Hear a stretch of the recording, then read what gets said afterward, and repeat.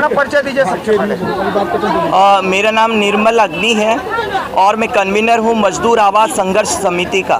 Sir, आज आप लोग जंतर मंतर पे आए हुए हैं सैकड़ों की संख्या में, क्या कारण है, क्या मांगे हैं सर? देखिए, लगातार सरकार इतनी अग्रेसिव और क्रोधित होती जा रही है, वो सीधा सीधा हमला कर रही है उन गरीब लोगों के ऊपर जो 2 जूट की रोटी तक नहीं कमा पा रहे हैं।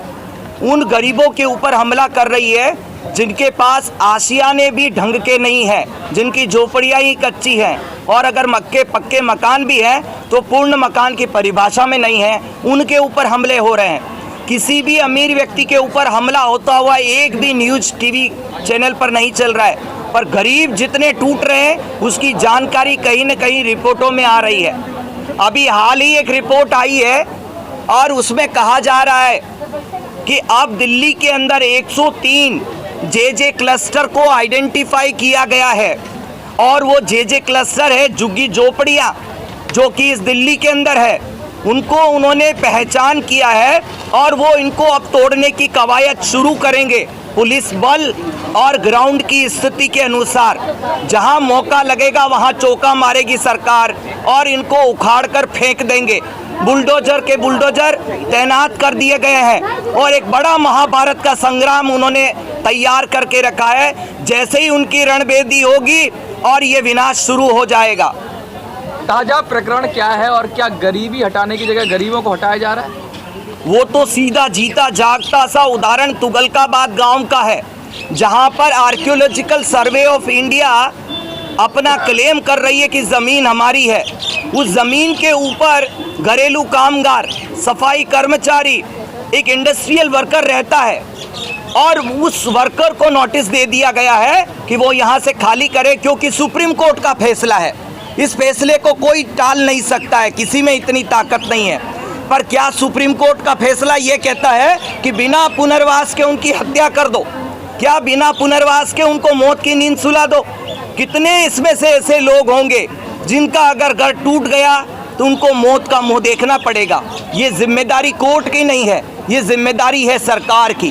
कोर्ट इस देश को नहीं चला रहा है, सरकार इस देश को चला रही है। कोर्ट ने अगर कोई भी आदेश पारित किया है उसको पूर्ण संवेदनशीलता के साथ सरकार कैसे लागू करे, ताकि इस देश में रहने वाला जो अंतिम व्यक्ति है, जिसकी गांधी बात किया करते थे, आज उसके रोजगार को, आज उसके शिक्षा स्वास्थ्य को, आज उसके भोजन के अधिकार को और आवास के अधिकार की सुरक्षा की जा सके। परंतु इन सब के आवास की सुरक्षा नहीं हो रही है, इन सबको घर नहीं मिल रहा। 2022 तक मोदी जी का ऐलान कि जहाँ पे झुग्गी वही मकान, ये चुनावी फैसला जो सरकार लेकर आई थी, आज वो दिन का स्वप्न बन के इनकी आंखों में गूंज रहा है, आंखों में चुभ रहा है। उसी दुख दर्द को लेकर आज ये जंतर मंतर आए हैं कि बिना पुनर्वास के हम हिलने वाले नहीं हैं। लगातार आप सरकारों को लिखते रहते हैं, कहते रहते हैं, अपना ज्ञापन देते हैं, लेकिन अब देश की जनता जो आपको देख रही है उसको क्या कहना चाहेंगे? देखिए, लगातार हम सरकार को कहना चाह रहे हैं कि आवास की सुरक्षा के लिए, गारंटी के लिए कानून लेके आओ, ताकि कोई भी बुलडोजर न चला सके, न केंद्र की न राज्य की सरकार। दिल्ली की सरकार ने जीरो इविक्शन पॉलिसी बनाई, वो जीरो इविक्शन पॉलिसी धूल क्यों चाट रही है? और दिल्ली की सरकार क्यों नहीं ये मुकदमे ले जा रही है कोर्ट के अंदर? क्योंकि किसी भी जगह पर किसी भी प्रकार की बेदखली है वो मानवाधिकारों का उल्लंघन है। जबरन आप किसी को घर से पकड़कर जब बाहर निकालते हैं, यही बेदखली है, और इस बेदखली को मजदूर आवाज संघर्ष समिति सहन नहीं करेगी। इसलिए आज ये तमाम लोगों ने ठाना है कि हम जगह जगह इसका प्रचार करेंगे, न केवल दिल्ली के अंदर, चाहे वो उत्तर प्रदेश हुआ, मध्य प्रदेश हुआ या राजस्थान हुआ, जहाँ जहाँ पर इस प्रकार की बेदखली की जा रही है उसका विरोध प्रदर्शन होगा और पुनर्वास की बात होगी, और पुनर्वास के नाम पर महज धोखा नहीं चलेगा। आज ये धरने के माध्यम से आपने किसको किसको ज्ञापन दिया? आज इस धरने के माध्यम से हम जाएंगे प्रधानमंत्री कार्यालय और वहां हम ये बात रखेंगे कि जब तक हमारा पुनर्वास नहीं हो जाता, आपको कोर्ट के आदेश को लागू करना है, आप लागू कीजिए, पर जब तक हमारा पुनर्वास नहीं होता है तब तक आप इस प्रकार की बेदखली नहीं कर सकते। इसके लिए आपको कोर्ट में जाकर बोलना पड़ेगा। बहुत बहुत शुक्रिया।